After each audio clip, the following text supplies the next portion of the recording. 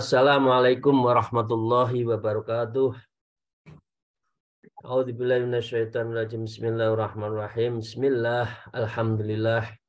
Wassalatu wassalamu ala Rasulillah wa ala alihi wa sahbihi wa mawalah. La haula wa la quwata illa billah. A'udzubillahi minasyaitonirrajim. Bismillahirrahmanirrahim. Ya ayyuhalladzina amanu taqullaha wa kunu ma'as shadiqin. Amma ba'dah. Para jamaah salikin, muridin, sahabat kolega semuanya, Bapak Ibu, atas izin guru, semoga kita mendapatkan rahmat dan maunah Allah Subhanahu wa Ta'ala. Karena itu mari kita senantiasa bersyukur. Alhamdulillah Rabbil Alamin ala kulli halin wa ni'matin. Dan bersalawat Allahumma shalli ala sayyidina Muhammad wa ala alihi wa ashabihi.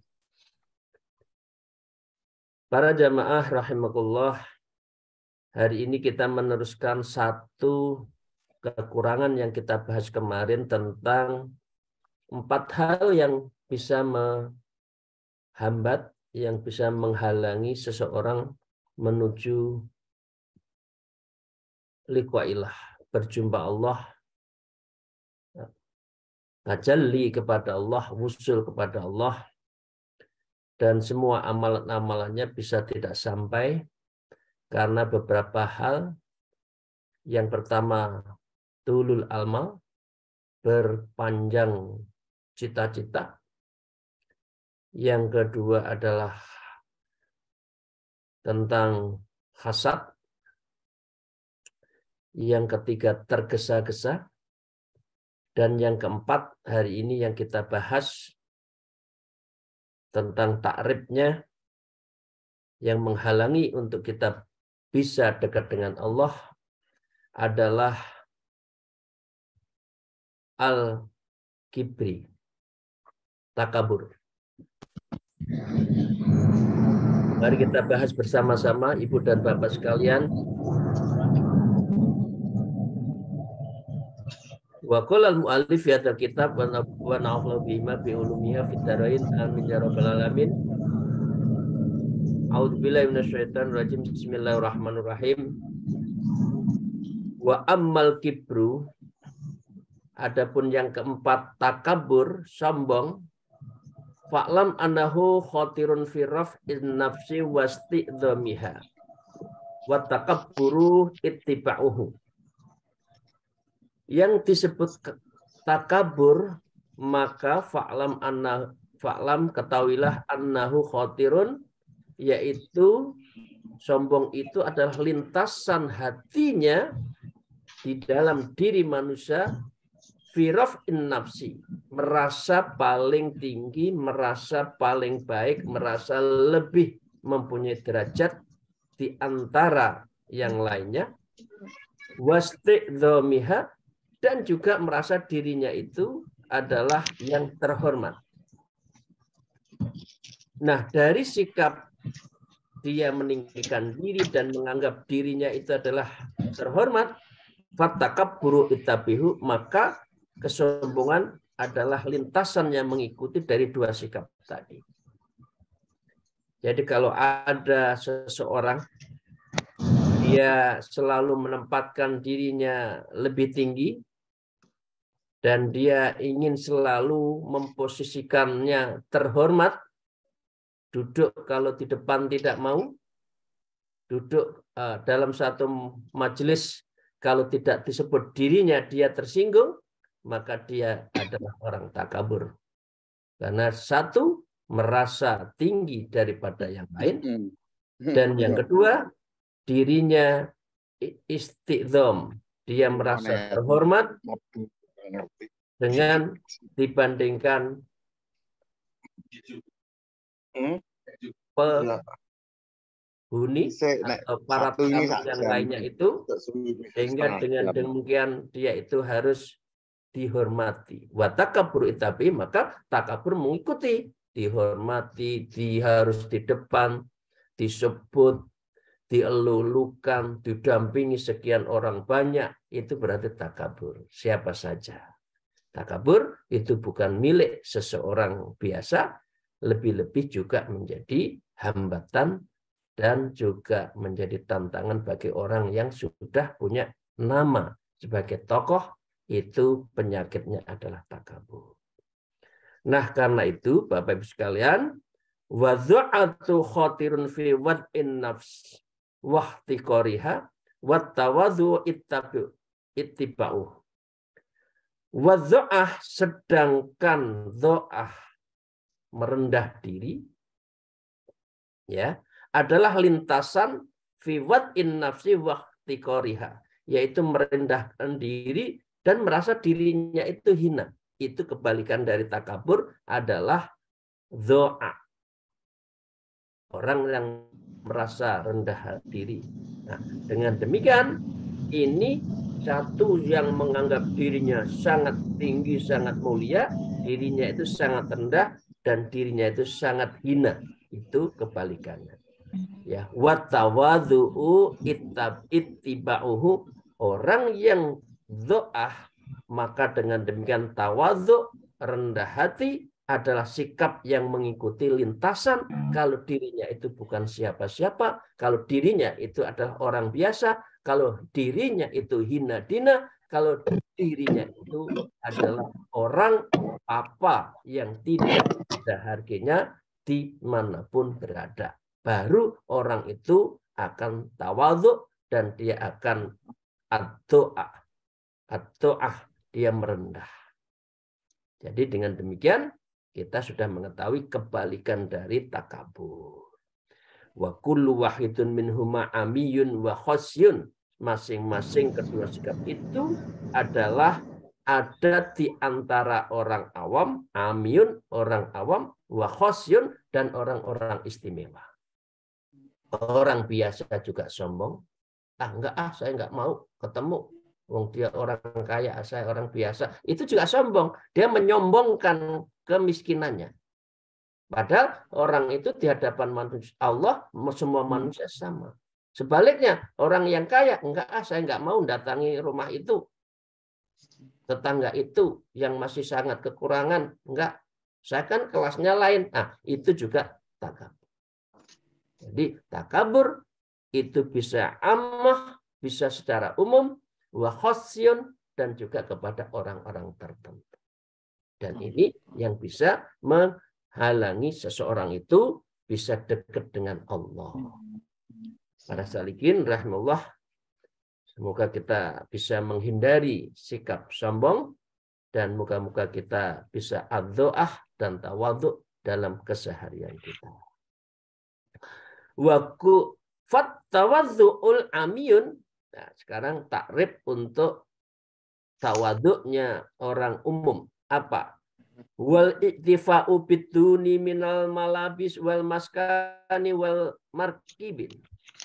Orang dianggap menjadi orang yang rendah hati secara umum, ada orang pada umumnya, itu biasanya hanya terlihat pada malabisnya,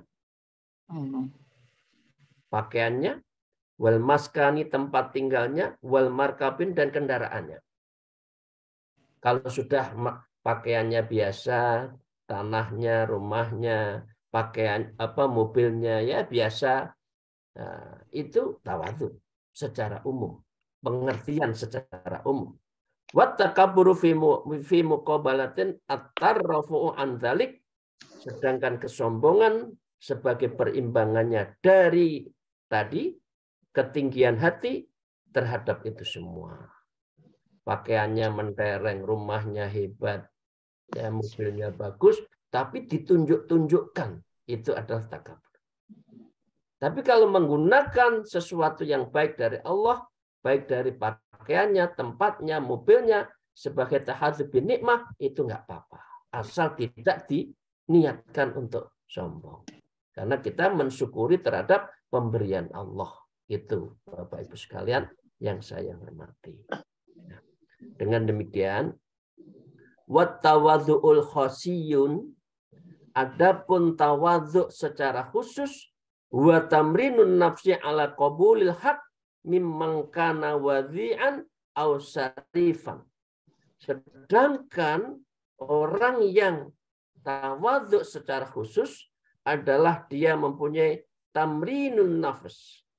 Dirinya itu adalah lentur, ya, dan dia karena kelenturannya itu, ya, alal qabul haq, dia menerima kebenaran. Meskipun memang karena wadha'ian, meskipun orang itu lebih rendah dari dirinya, tapi kebenarannya tidak kita ambil.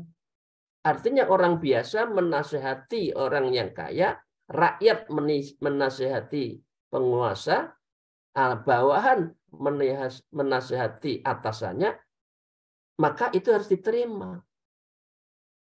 Ungzur makola wala tangzur man kola. Itu berarti dia sudah meruntuhkan jabatan-jabatan karikatural dirinya, kemudian mendengarkan kepada apa yang dinasihatkan orang lain, meskipun itu orang bawahan. Nah, itulah yang disebut dengan tawadzu'il khossi. Tawadzu orang khusus, pengertian khusus seperti itu. Nah, dengan demikian, wat takabburu fi muqabalatihi tarafu andalik, maka dengan demikian kesombongan adalah perimbangannya. Loh, saya kan ketua umum, ngapain kamu memberi masukan? Loh, saya kan tokoh, mengapa Anda orang kecil menasihati saya? Udah nasihati diri kamu. Itu berarti sudah ada benih-benih takabur. Dan ini tidak diperkenankan, dan dia kemarin disebutkan takabur itu memakai selindangnya Allah, dan itu sangat membahayakan dari amal-amalnya. Ya, wa maksiatun kabiratun, orang seperti ini akan melakukan maksiat yang besar, karena maksiat yang besar diantaranya adalah menyaingi Allah. Dia menjadi megah karena pakaiannya, megah karena kekuasaannya, megah karena kendaraannya. Padahal kekuasaan, ya, penampilan, mobil itu kan titipan Allah. Tapi kok mengapa sombong di hadapan manusia? Ini yang tidak diperkenankan. Dan orang seperti ini, wa khoti'atun azimah, dan orang ini sudah mencapai pada derajat yang namanya kefatalan yang luar biasa. Karena amal-amalnya bisa hancur karena takabur itu. Nah, dengan demikian, summa hisnu tawaddu'il amiyun an tadhkura mabda'aka wa muntahaka. Kemudian benteng dari rendah hati tawadhu orang awam, biasanya engkau mengingat awal mulamu. Ya, kamu itu siapa? Ini umum. Wa ma anta 'alaika fil hali min durubil afati wal aqdar. Dan keadaan engkau ada padanya sekarang ini berupa macam-macam penyakit, bencana, dan kotoran, itu secara umum. Siapa sih saya? Dulu kan saya begini aja. Orang kalau sudah ingat masa lalunya, maka dengan demikian dia tidak akan takabur. Itu adalah takabur dari segi orang Allah. Kama qala ba'dhum awwaluka nutfatun madhiratun wa akhiruka cifatun qadiratun. Dia juga mengatakan kamu itu awaluka, awalnya nutfah, yaitu sepercik sesuatu air yang sangat menjijikan, nutfah. Wa akhiruka cifatun, dan kamu nanti juga akan menjadi bangkai jifak, qadiratun, yang menjijikkan. Coba kalau kita wafat seminggu tidak dikubur, apa? Menjadi bangkai, ya, orang jijik, nggak ada yang mau. Kita awalnya juga dari sesuatu yang menjijikkan. Loh, Kok sombong? Kira-kira gitu. Kalau kita itu sombong. Karena itu diingatkan. Ingat kamu itu siapa? Wa anta fima bainahum hamilun adhiratun, dan kamu adalah keluar dari keadaan pembawa kotoran itu. Tidak usah dibicarakan. Keluarnya juga dari sesuatu yang kotor itu. Baik dari bapaknya maupun ibunya. Loh, gitu loh. Kamu itu kok sombong? Gitu loh, manusia itu kok mengagung-agungkan apa yang dimilikinya, kekuasaannya, keberadaannya, eksistensinya, jabatannya, uangnya, dan lain sebagainya. Maka tidaklah pantas seseorang kalau melakukan takabur. Wa hisnut tawadhu'il khossi, sedangkan bentengnya bagi orang yang tawadhu secara khusus, wa dzikru uqubatil adil anil haq, dia selalu mengingat terhadap siksaan ya orang-orang yang uqubatil adil anil haq, yaitu orang-orang yang menyimpang dari kebenaran. Allah yang akan menghukumnya. Al-mutamadi fil batil, dan apa? Dan juga terus-menerus dalam kebatilan. Karena orang yang sombong biasanya selalu terus untuk melakukan kesombongan. Sekali sombong, terus sombong. Sekali dia mengatakan dirinya orang yang hebat, maka dia harus menempatkan dirinya orang yang hebat. Itu adalah penyakit yang berkesinambungan, yang dia akan melahirkan sebuah kebatilan demi kebatilan. Nah, fahadhihi jumlatun kafiyatun liman istibsyarallah wallahul muwafiq waliyul taufik. Ditutup, berarti sudah 4 penyakit yang harus kita hindari. Semoga Allah menandai kita semua ini dengan doanya Imam Ghazali, wallahul muwafiq waliyut taufik. Moga Allah senantiasa memberi pertolongan dan mengatur pemberian cara pertolongan itu dengan baik kepada kita. Amin ya rabbal alamin.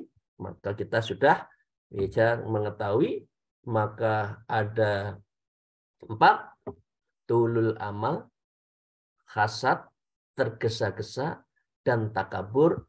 Itu yang harus kita hindari sehari-hari.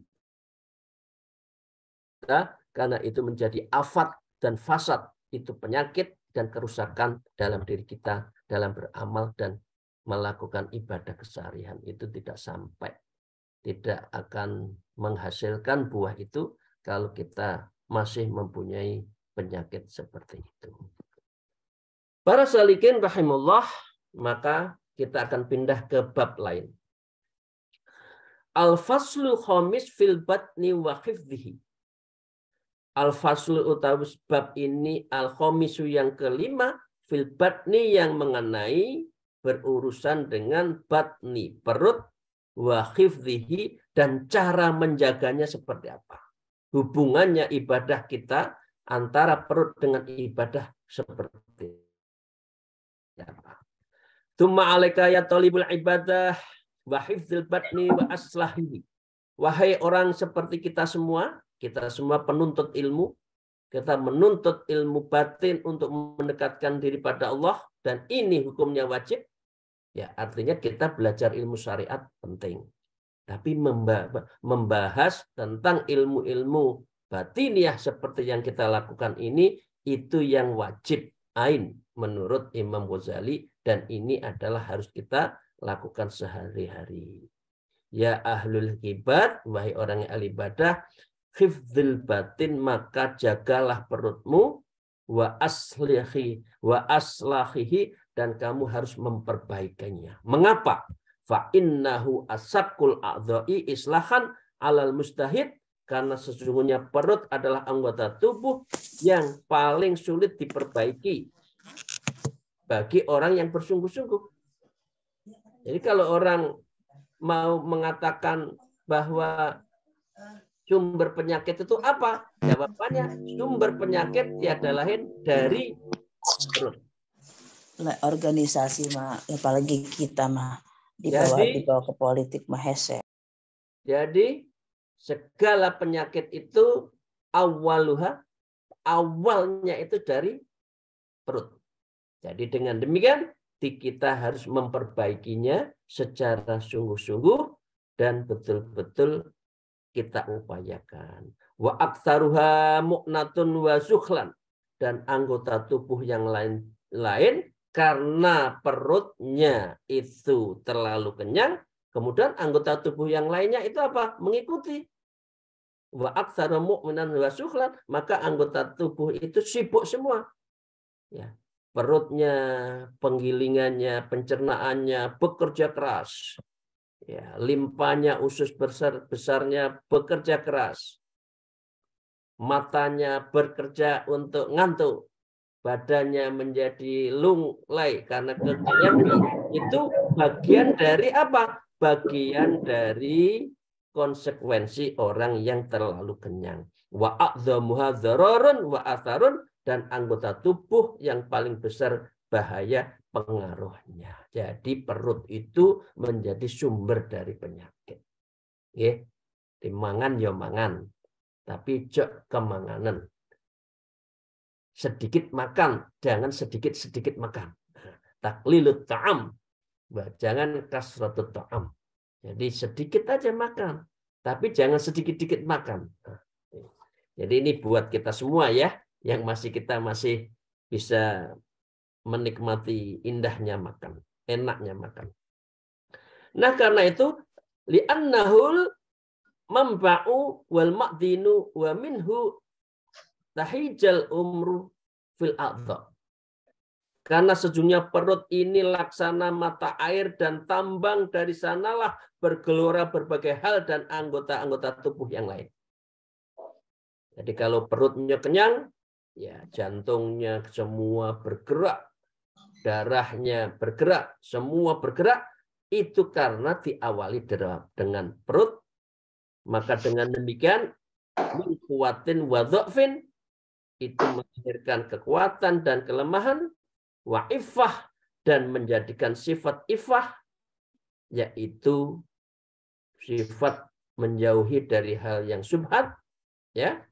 Dengan demikian wajima'un wa nahwihi, maka dengan demikian kita akan melakukan bergelindannya, ya. Ya, walaupun gindan itu bahasa lainnya jima. Jima itu kalau seorang kenyang, badannya sehat, ya maunya, maaf, ya, istrinya melakukan, ya tidak hanya laki kepada perempuan, perempuan kepada laki. Kalau dirinya sehat, larinya ini jima'un wa nahwihi, bersetubuh dan lain sebagainya. Ini akibat dari perut. Nah karena itu fa'alika anil harami wa subhatil awal. Karena itu wajib bagimu untuk menjaganya. Untuk apa? Untuk perlindungan kepada perut dari hal-hal yang haram dan yang syubhat pada awalnya. Hindari kita makan yang haram dan yang syubhat. Berilah anak-anak kita makanan dari rezeki yang halal dan rezeki yang baik. Jangan yang syubhat dan haram. Tsumma anfudul halali tsaniyan, maka dengan demikian jangan engkau berlebih-lebihan juga untuk yang halal. Yang halal bermakan berlebih-lebihan saja tidak boleh, apalagi ini makan yang haram berlebih-lebihan. Oh itu lebih nggak boleh. Akibatnya akan menghalangi kita untuk beribadah. In kanat laka himmatun fi ibadatillahi ta'ala, jika padamu mempunyai cita-cita untuk beribadah. Lek kekenyangan sulit beribadah, apalagi makanannya dari makanan haram. Kemarin saya katakan, orang yang memakan dari bahan yang haram, rezeki yang haram, ibadah yang wajib saja malas. Orang yang banyak makanan yang syubhat, maka ibadah-ibadahnya sunat dia juga ketet. Nah, karena itu maaf, tengernya ya, parameternya itu saja. Kalau kita masih melaksanakan ibadah yang pokok masih males, ya, sholatnya masbuk, sholatnya terlambat, sering mengkotok, harus bertanya, jangan-jangan ada makanan yang haram di dalam tubuh kita. Tapi kok nggak mau sholat sunat, nggak mau puasa sunat, nggak sholat malam, nah ini pertanda ada makanan yang subhat. Itu aja cirinya. Kita semua bisa apa? Bisa introspeksi di dalam melihat diri kita itu. Fa ammal haramu wasyuhbatu wa subhah fa innamal yazamuka anna junubu li salati umur. Adapun dalam yang haram dan subhat sesungguhnya akan bisa menjauhimu dari 3 perkara. Kita harus hindari yang subhat, yang haram. Nah, apa yang pertama yang akibat kalau kita makan haram dan subhat? Awaluha khadron min nari jahannam. Orang yang terlalu kenyang karena makanan haram, makanan subhat, ini adalah tindakan menghindari dari neraka jahanam. Kalau orang itu menghindari makanannya haram. Tapi artinya sebaliknya, kalau makanan yang kita makan itu banyak yang haram, uang-uang subhat kita ambil, kita telan, anak kita memakan yang sama, ini akibatnya. Dia akan tidak takut neraka jahanam. Tapi kalau orang menghindari, kita semua menghindarinya, insya Allah kita terhindar dari api neraka jahanam. Qala Allah Ta'ala innal ladzina ya'kuluna amwalal yatama zulman innama ya'kulu fi butunihim nar wa yaslauna sa'ira. An-Nisa ayat 10 disebutkan sesungguhnya orang yang memakan harta anak yatim secara zalim sebenarnya mereka itu menelan api sepenuh perutnya. Innama ya'kuluna fi butunihim nar. Apinya itu ada di dalam perut dan itu adalah dia menjadikan dirinya itu memakan api fi butunihim nar fayaslawna sa'ira dan api itu akan menyala di dalam perut itu. Jadi Bapak Ibu sekalian beratnya ya, sangat berat akibatnya.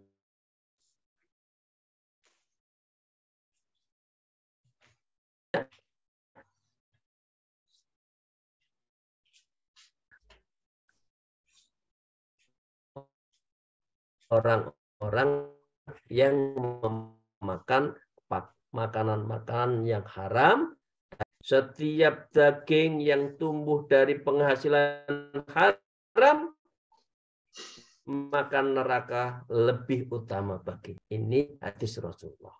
Jadi Bapak Ibu sekalian, mari kita jaga, jangan ada rezeki yang haram, jangan ada rezeki yang subhat saja tidak boleh. Apalagi untuk anak cucu kita kasih makanannya haram, anaknya menjadi tidak saleh dan salehah, bahkan berani. Ibu dan Bapak sekalian yang saya hormati, maka yang harus kita lihat orang yang makanan fadzani an akal harami wasubatin matrudin la yuwaffaqul ibadah. Orang yang memakan haram dan subhat maka dia akan terusir mardudun wala yuwafi ibadah, di mana ia akan diberikan taufik dalam beribadah. Orang kalau kekenyangan karena makanan haram, dia sulit untuk ada pertolongan ibadah. Sulit. Dia tidak akan bisa menikmati ibadah. La yasluhu li hikmatillahi ta'ala. Dia tidak bisa berkhidmah dalam ibadahnya, itu tidak merasa nikmat dalam ibadahnya. Illa kullu tahirun mutahharin. Kecuali setiap orang itu mensucikan dan lagi tersucikan. Cara mensucikan harta kita ada infak, sedekah, zakat, hibah, dan sebagainya, itu semua dalam rangka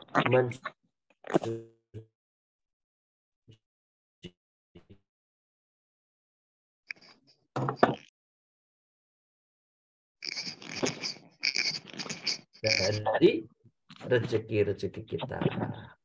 Alaihissallahu ta'ala tidaan masyian kitabi. Bukankah Allah Ta'ala telah melarang orang-orang yang junub dari rumahnya memasuki rumah Allah. Dan orang yang hadas menyentuh kitab suci. Contohnya itu. Secara fisik, orang junub tidak boleh masuk masjid. Orang yang junub, hadas, tidak boleh untuk menyentuh kitab suci. Lah, ini junubnya, hadasnya karena makanan, maka sulit untuk berdekatan dengan Allah yang Maha Suci karena dirinya kotor, makanan yang haram dan syubhat. Qala azza min qailin wala junuban illa abirin sabilin hatta tahtasilu. Janganlah engkau masuki masjid, janganlah kamu melakukan sesuatu ya sedangkan kamu junub, terkecuali setelah kamu itu mandi lagi. Karena itu saya sering mengatakan kepada adik-adik yang masih muda, yang kalau dirinya lagi junub, nggak usah keluar kamar dulu, langsung mandi, nggak usah bikin makanan. Kadang-kadang kan masih junub ke dapur, padahal belum mandi. Nah itu nggak boleh. Mestinya begitu, ya maaf, setelah begitu langsung mandi. Ya. Nah, mau begitu juga harus konsekuensinya mau mandi dong. Mau begitu, mau enaknya masa nggak mau mandinya? Ya, jangan melakukan. Nah ini konsekuensi kalau kita melakukan yang saya sebutkan tadi itu. Oke. Wa qala ta'ala la yamassu illal mutahharun, tidak boleh menyentuh kitab suci kecuali orang yang disucikan. Al-Waqiah ayat 79. Ma'a annal janabah wal hadasa amrun mubahun, padahal itu junub dan hadas itu kan mubah. Mubah. Maka dengan demikian yang mubah saja kita nggak boleh. Apalagi kalau keseharian makanan kita itu makanan yang haram, yang syubhat, lebih tidak boleh. Fa kaifa biman huwa munghamisun fi qadaril haram wa najasatu sukhti wa syubhat. Maka bagaimana dengan orang yang terbenam dalam kotoran, hadis, haram, najis, syubhat, dan dia itu sehari-hari haram, ya pasti tidak bisa dekat dengan Allah. Nah, karena itu wa mata yud'a ila hidmatil aziz, kapan ia diundang untuk berbakti pada Allah yang Maha Agung, nggak akan datang. Maka kala tidak serta-merta tidak mungkin fala yakunu, dan orang itu dzalik abadan, orang itu tidak akan mampu mendekatkan diri pada Allah yang Maha Agung, mengingat berzikir pada Allah yang Maha Mulia dan Maha Suci. Itu Bapak Ibu sekalian yang kita hormati. Maka dengan demikian kita mendapatkan sebuah peringatan, janganlah kita makan makanan yang haram dan makanan yang syubhat. Kemudian Syekh Yahya Ar-Razi juga berkata, "Fi khazanillah ta'ala", orang yang ya ketaatan adalah simpanan di gudang-gudang dari Allah Subhanahu wa taala. Pahalanya, ya fadilahnya orang taat. Tetapi wa miftahu doa, orang yang mempunyai gudang tadi, pintunya, kuncinya adalah doa. Nah, doanya bagaimana akan diterima oleh Allah kalau dia itu tidak suci? Artinya doa tidak diterima, berarti gudang Allah yang begitu hebat juga nggak akan diberi pada kita. Wa asnanuha halal, dan mata gigi dari kunci itu adalah halal. Jadi kalau ibu dan bapak sekalian buka kunci kan ada geriginya. Lah, geriginya itu halal, kuncinya adalah apa? Kuncinya adalah doa. Untuk apa? Membuka ketaatan yang di situ banyak dari gudang-gudang Allah, syafaat Rasulullah, ya keberkahan semuanya itu akan kita dapatkan kalau dimulai dari geriginya yang tiada lain adalah wa idza lam yakun lil nafsi asnan, maka apabila ada gerigi yang dari kunci itu, artinya kita tidak makan yang halal, artinya penuh haram, maka apa? Fala yaftihul bab. Ya otomatis Anda, kita semua tidak bisa membuka pintu. Doa nggak akan didengarkan. Meminta ya nggak direwes. Anda masih haram kok. Anda masih najis kok. Anda masih banyak yang tidak benar kok yang makan diri kita. Wa idza lam yaftah bab, kalau Anda tidak mampu membuka pintu al-khazainah, ya, dan kita tidak mampu membukanya, kaifa yusalli yasillu ila mafia, bagaimana Anda akan masuk sampai kepada gudang Allah tadi, minat ta'ah, dan tiada lain adalah ketaatan. Demikian Ibu Bapak sekalian yang saya hormati, awaluha adalah makan yang halal, jangan yang haram. Hindari haram. Jauhkan dari yang subhat. Insya Allah kita akan lazzatul ibadah. Kita akan mendapatkan lezatnya beribadah. Terima kasih untuk sesi pertama. Semoga kita mendapatkan ridho dan ma'unah dari Allah Ta'ala. Akhirul kalam. Wallahul muwafiq ila aqwamit thariq. Wassalamualaikum warahmatullahi wabarakatuh.